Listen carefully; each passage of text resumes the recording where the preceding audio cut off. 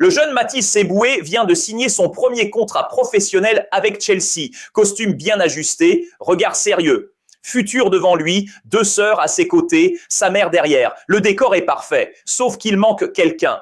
Un homme, un père, un nom, Emmanuel Eboué. Il existe des récits de football qui se mesurent en buts, en trophées, en statistiques. Et puis il y a ceux qui se mesurent en cicatrices invisibles, en silence, en combats intérieurs. Cette histoire-là appartient à la 2e catégorie. Elle ne débute pas sous les projecteurs modernes de Stamford Bridge, ni au moment d'une signature officielle, stylo en main et sourire figé pour la photo. Non.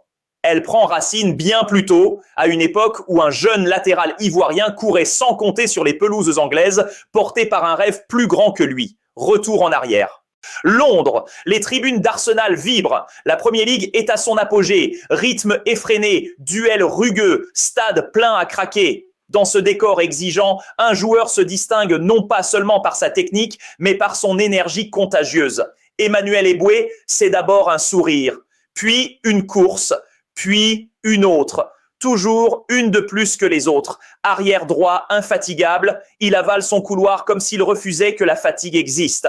Défendre, attaquer, revenir, repartir. Il ne triche pas avec l'effort, il ne calcule pas. Sur le terrain, il donne tout, comme si chaque match pouvait être le dernier. Mais derrière le joueur, il y a l'homme. Un garçon simple propulsé dans un monde de contrats, d'agents, de chiffres qui donnent le vertige. Le football lui offre une ascension fulgurante, reconnaissance, stabilité financière, statut. Le rêve de tant de jeunes Africains devient sa réalité. Pourtant, dans cette vie qui va trop vite, une chose reste constante, la confiance. Confiance en son entourage, confiance en la famille, confiance en ceux qui gèrent pendant qu'ils jouent. Et c'est là que la grande vérité du sport professionnel frappe silencieuse, implacable. Le football est temporaire. La vie, elle, ne s'arrête jamais. Les tribunes finissent par se vider. Les contrats ont une date de fin. Le corps ralentit. Ce que l'on a construit autour de la carrière, en revanche, reste ou s'effondre. L'histoire d'Emmanuel Eboué nous rappelle que derrière chaque maillot, chaque numéro, chaque match de Premier League, il y a un être humain qui apprend souvent trop tard que réussir sur le terrain ne suffit pas toujours à se protéger en dehors. C'est ce contraste qui rend son parcours si fort. La lumière des stades d'un côté, les réalités de la vie de l'autre. Et entre les deux, un homme qui a tout donné au jeu avant d'apprendre que le match le plus difficile ne se joue pas toujours avec un ballon. À ce moment-là de sa vie, Emmanuel Eboué n'est plus seulement un footballeur. Il est un mari, un père de 3 enfants, un homme persuadé que le plus dur est derrière lui. Sur le terrain, il a appris à tacler, à anticiper, à couvrir ses coéquipiers. Dans sa vie privée, il fonctionne autrement. Il fait confiance, naturellement. Totalement. Pendant qu'il se concentre sur les matchs, les déplacements, la pression du haut niveau, d'autres s'occupent de l'administratif, des comptes, des documents à signer. Comme beaucoup de joueurs, il délègue, persuadé que tout roule. Puis arrive un moment que personne ne prépare vraiment, même quand on croit l'être, la séparation. Un divorce n'est jamais qu'un mot sur le papier. C'est une onde de choc. Surtout quand une carrière touche à sa fin, quand les revenus changent, quand la stabilité que l'on pensait acquise se fragilise. Et là, tout devient plus complexe. Procédure juridique, décision officielle, partage des biens, conséquences financières lourdes. Dans plusieurs témoignages, l'ancien défenseur ivoirien évoquera une période extrêmement sombre de sa vie. Il parlera de difficultés économiques, d'un sentiment d'isolement, de moments de détresse psychologique. Lui qui avait connu les stades pleins et les vestiaires bruyants se retrouve face à un silence pesant. L'après-carrière, déjà délicat pour beaucoup d'athlètes, prend pour lui une dimension encore plus douloureuse. Mais ce qui le marque le plus, ce n'est pas seulement l'argent perdu, c'est la distance avec ses enfants. Il l'explique avec des mots simples, presque fragiles, l'impression d'être loin d'eux, de ne pas partager leur quotidien, de voir le lien se distendre. Pour un père très attaché à sa famille, cette situation devient la blessure la plus profonde. Et c'est là que le parallèle avec le football prend tout son sens. Une déchirure musculaire, on la soigne. Un ligament rompu, on l'opère. Il y a des protocoles, des spécialistes, des délais de récupération. Mais une fracture familiale, elle ne suit aucun calendrier. Elle ne passe pas d'IRM, elle ne se rééduque pas dans une salle de soins.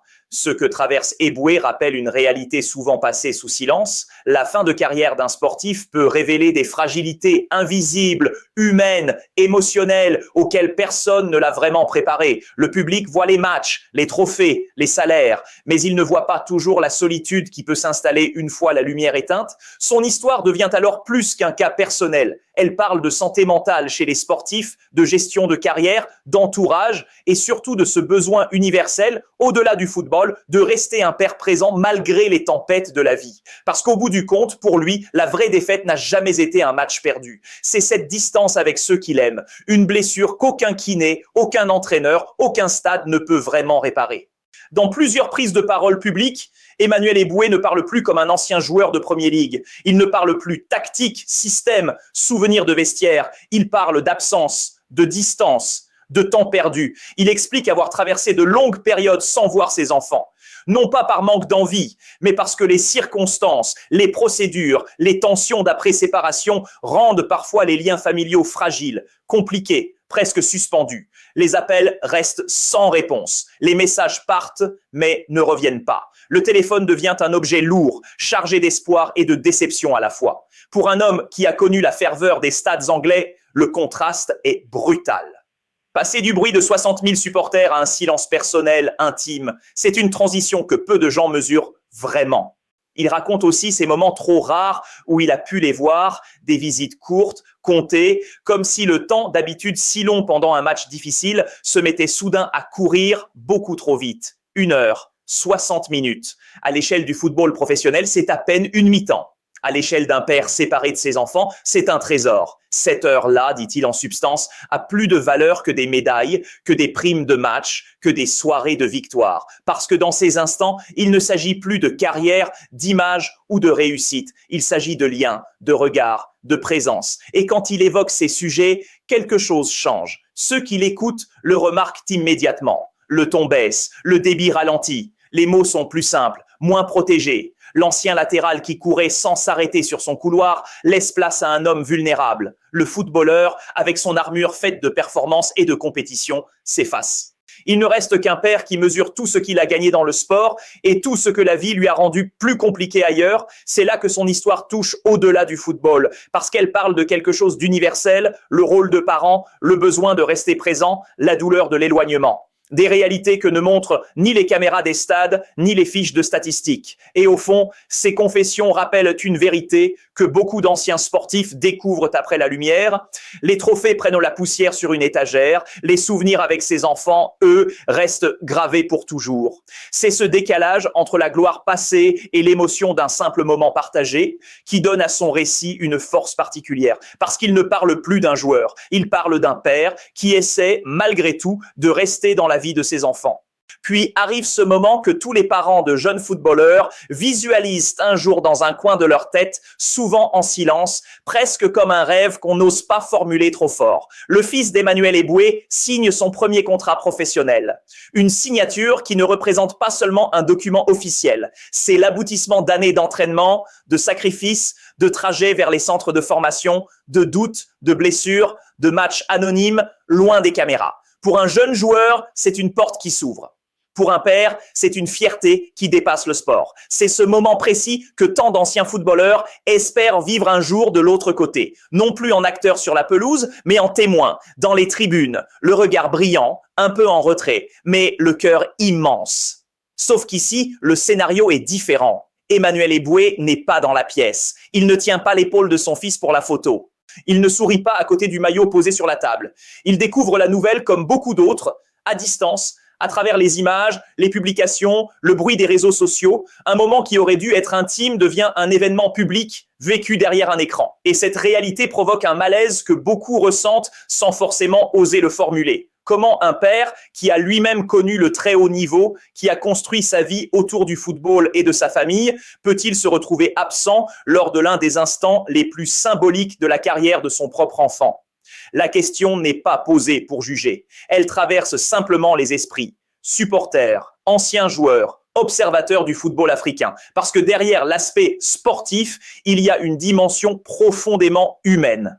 Le football, d'habitude si collectif, montre ici une scène incomplète, une réussite individuelle, une image officielle, mais une histoire familiale plus complexe en arrière-plan. Et c'est là que le récit prend une dimension presque universelle. La vie n'avance pas toujours au même rythme pour tout le monde. Les trajectoires se croisent, s'éloignent, se compliquent. Les situations familiales peuvent être marquées par des réalités juridiques, personnelles, émotionnelles que le public ne voit pas. Reste alors une image forte, celle d'un fils qui entre dans le monde professionnel et celle d'un père ancien international qui regarde ce passage à distance. Deux chapitres d'une même histoire écrits sur des pages différentes. Et peut-être qu'au-delà du bruit médiatique, cette scène rappelle une vérité simple. Dans le sport comme dans la vie, les moments de réussite sont magnifiques, mais ils sont encore plus puissants quand on peut les partager. Parfait, on va transformer ce passage en un portrait profond et journalistique qui donne du contexte, de la perspective et de la tension dramatique. Cette histoire dépasse largement le cadre d'un simple divorce. Elle n'est pas non plus seulement une affaire de comptes bancaires ou d'héritage. C'est le miroir d'une réalité que connaissent beaucoup d'anciens sportifs. Une vie façonnée par la discipline, la performance et l'adrénaline, mais fragile dès que le jeu s'arrête. Regardez de plus près. Une carrière professionnelle, même brillante, ne dure souvent qu'une poignée d'années. Les projecteurs s'éteignent plus vite qu'on ne l'imagine. Ce que l'on croyait durable, contrat, salaire, réputation, peut s'évaporer presque du jour au lendemain. À cela s'ajoute un autre danger, insidieux, la confiance aveugle. Les sportifs, pris dans l'intensité de leur carrière, délèguent, ils signent, approuvent, laissent les autres gérer les comptes, les contrats, les décisions financières. Parce qu'ils ont foi en leur entourage, parce que l'effort sur le terrain leur suffit à penser que tout le reste suivra. Mais le terrain protège du monde autant qu'il le cache. Sur la pelouse, on maîtrise, on contrôle, on impose. Le ballon ne ment jamais. Le public applaudit la performance. Les adversaires respectent la tactique. Et puis viennent les jours où l'on raccroche les crampons. Et là, le monde, lui, n'a plus aucune pitié. Les erreurs de confiance, les décisions mal encadrées, les mauvais choix d'entourage se matérialisent brutalement. Les biens disparaissent, la stabilité vacille et parfois même les liens familiaux se fragilisent.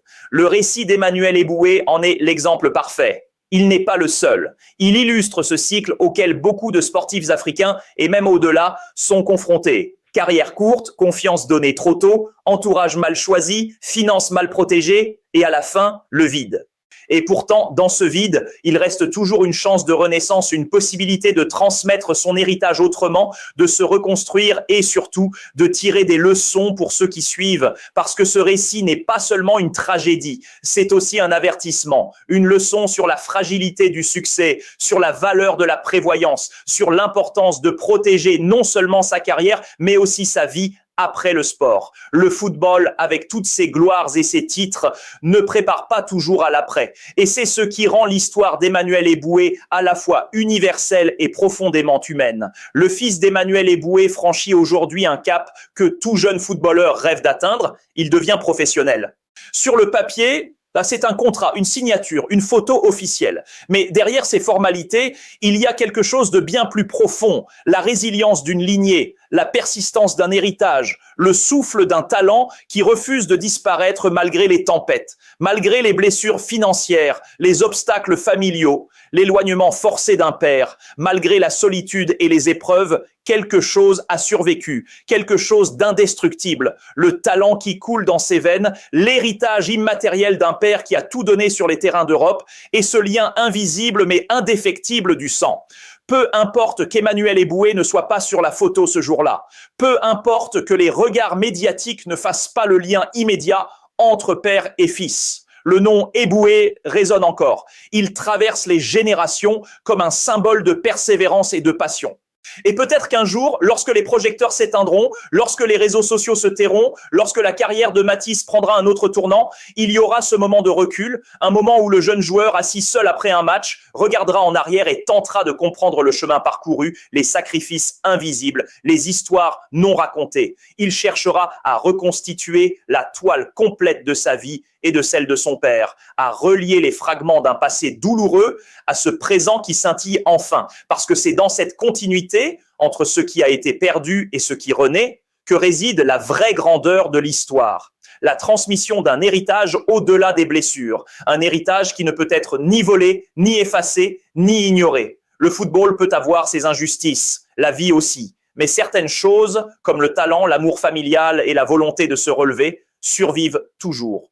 Et aujourd'hui, ce fils porte tout cela sur ses épaules, en silence, mais avec toute la force d'une génération qui refuse de disparaître. Le football vous apprend d'abord à défendre, à tenir un rôle, à lire les trajectoires et à protéger votre but. C'est un sport d'adresse, de stratégie, de rythme et d'anticipation. Mais la vie, elle vous apprend à vous protéger autrement, bien au-delà du rectangle vert. Sur un terrain, les règles sont claires, les enjeux visibles, les adversaires identifiables. On sait qui frappe, qui contre, qui marque. On se prépare des semaines, des mois, parfois des années pour un match. On anticipe chaque situation, chaque scénario possible. Le mental se fortifie au contact des duels. Les victoires forgent la confiance. Dans la vie, c'est différent. Il n'existe pas de manuel, pas de vestiaire pour te rassurer, pas de coach qui te dit quoi faire. Et c'est là que beaucoup de joueurs, même les plus talentueux, se heurtent à une réalité que le football ne leur a jamais enseignée. L'un des enseignements les plus amers de cette histoire, et qui en dit long sur le chemin que beaucoup empruntent, c'est qu'on ne peut pas se contenter de réussir sur le terrain sans apprendre à réussir dans la vie. Cela commence par des décisions simples, mais lourdes de conséquences. Lire ce qu'on signe. Un contrat n'est pas seulement une formalité, c'est un document qui peut définir votre sécurité, votre autonomie, votre avenir. S'entourer correctement. Parce que le bon agent, le bon conseiller, la bonne personne à vos côtés ne sont pas des luxes. Ils sont essentiels pour protéger ce que vous construisez avec vos efforts. Préparez l'après-carrière. Chaque carrière sportive, même la plus brillante, a une fin. Et au moment où les crampons se rangent, la vie, elle, continue. Et surtout, ne jamais croire que la gloire protège des épreuves humaines. On peut être salué dans les stades, acclamé par des dizaines de milliers de supporters, reconnus sur des millions d'écrans. On peut jouer des milliers d'heures, faire vibrer des tribunes, porter un maillot mythique comme celui d'Arsenal ou de Galatasaray. Mais aucune de ces choses ne garantit la stabilité, la sagesse ou la paix intérieure lorsque les projecteurs s'éteignent.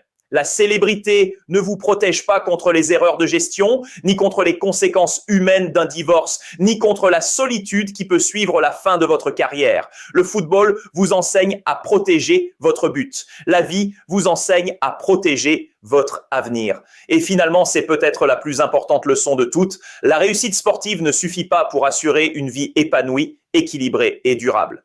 Et ce message, résonnant bien au-delà des terrains, est une invite pour tous ceux qui aspirent à la gloire, à penser au-delà de la victoire, à penser à ce qui arrive après le dernier coup de sifflet. Aujourd'hui, Mathys Eboué écrit le premier chapitre de sa propre histoire. Le jeune joueur pose ses pas sur le chemin d'un rêve longtemps imaginé, avec la fraîcheur et l'énergie de ceux qui débutent. Chaque entraînement, chaque match, chaque contrat signé sera pour lui une pierre ajoutée à l'édifice de sa carrière.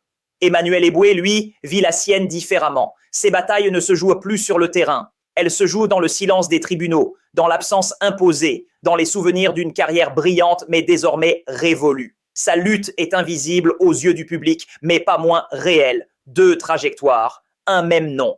Un lien qui dépasse les décisions de justice, qui résiste au temps et à la distance. Car au-delà des contrats, des signatures et des projecteurs, il y a un père et son fils, un fil fragile mais indestructible qui les relie. Avant que cette histoire ne devienne celle d'un contrat professionnel, d'un maillot porté ou d'un match gagné, elle est celle de la transmission, de l'amour et de la résilience familiale. Et c'est là que le football montre ses limites. Le ballon ne peut mesurer ni l'attachement d'un père, ni le manque ressenti de ne pas partager ses instants avec son enfant. Les stades peuvent vibrer, les tribunes peuvent applaudir, mais aucun arbitre, aucun score, aucune statistique ne peut juger ce lien-là. Parce qu'au bout du compte, ce récit n'est pas seulement celui d'une carrière ou d'un contrat. C'est une histoire humaine, une histoire de résilience, de sacrifice et d'amour paternel. Une histoire que le football, pour une fois, ne peut pas arbitrer.